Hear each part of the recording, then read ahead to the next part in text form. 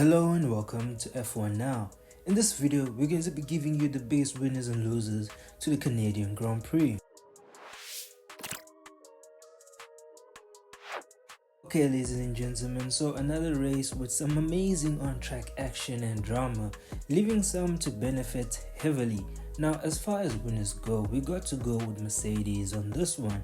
It's as if Mercedes was destined to do well here, and they did just that, securing a win and 2 podium finishes. Firstly, a well-deserved race win for George Russell.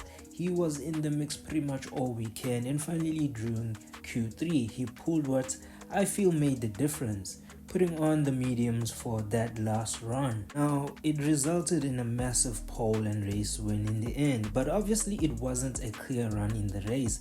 So Verstappen was there a few laps in the beginning as well as in the last laps before the safety car, but through all that, it was a calm and composed race winning drive for Russell, and this one means a lot because it's a break away from the usual race winners in McLaren and Verstappen. Finally, a different team wins a race in a season that was starting to look like the spoils will only be split between the mentioned guys. So it signifies that there's still a lot to play for moving on, and that maybe if there is a change, we might also see a Ferrari driver at the top step. Now, what amazing weekend for Antonelli as well. During the free practices and Q1, it looked like it would be all about damage limitation because he was missing a step compared to Russell. But he managed to put it all together for a good quali, and boy did he show up at the beginning of the race, pulling off a move on Piastri, which arguably was the reason he bagged the podium in the end. Now, it didn't just end there. He showed impressive pace, even looking to be a threat to Verstappen at various points of the race. So the team and the drivers will be leaving Montreal with an added boost moving to the next race. And so once again, another race in which Max Verstappen manages to slip through and fight, resulting in a podium finish. You know, I'm starting to feel conflicted about Max and the RB21. Like, do we truly believe that that car is not a podium contender and it's just being dragged by the neck by the mighty Verstappen? Or is it a perfectly capable car with the uniqueness of being primarily built around Max, meaning all the complaints and noise about it being a bad car is just the usual imperfections creeping up in a car that's being extracted the most out of it? I'll leave you guys to decide that for me. Now, next on the winners list is Ferrari. But when it comes to Ferrari, I wouldn't argue with anyone who feels that they were actually losers, because the finishing results they got were partly because they were lucky, because nothing they did convinced me that they had any fighting chance of doing anything significant to improve their race.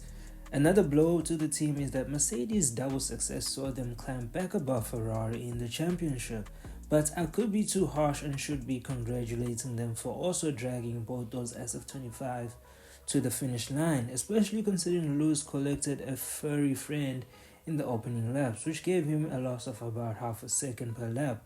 So maybe without that problem, they would have had an even better race with Hamilton. Okay, next on the winners list is another mega drive that seemingly went under the radar, but ultimately proved to be a success, and that is Ocon pulling off a one-stop starting 14th and running 58 laps. Now, he managed to hang in there, not engaging in any unnecessary fights to eventually end 9th.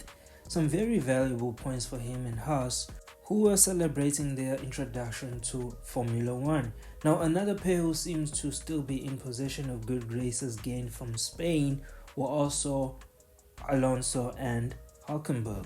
Now, both drivers have successive points finishes in a similar pattern as to the last race.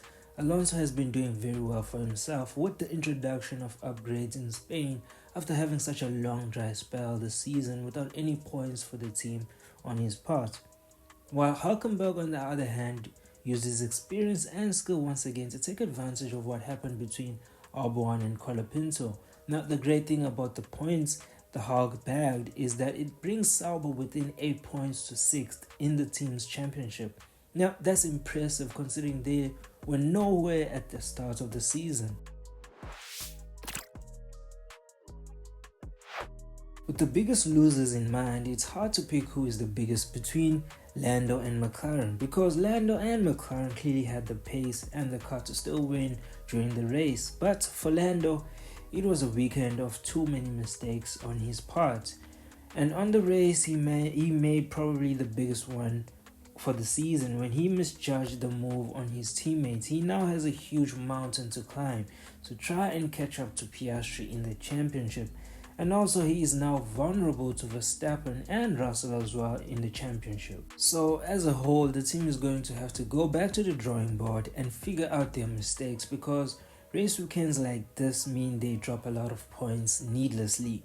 Now, next on the losers list has to be Williams and Albon. Williams, as predicted, was looking to be one of those teams that will be right there with the top teams in both quali and the race. Although they had a reasonably good quali which left them with a fighting chance for the race, it actually turned out to be a race of misery, especially for Albon. He was looking good, but that trip to the grass and the retirement put a dent on what was already a lost cause. Now that is it for the biggest winners and losers to the Canadian Grand Prix. Now I'm curious to hear you guys' thoughts on all of this. So with that, don't forget to like, comment, share and subscribe.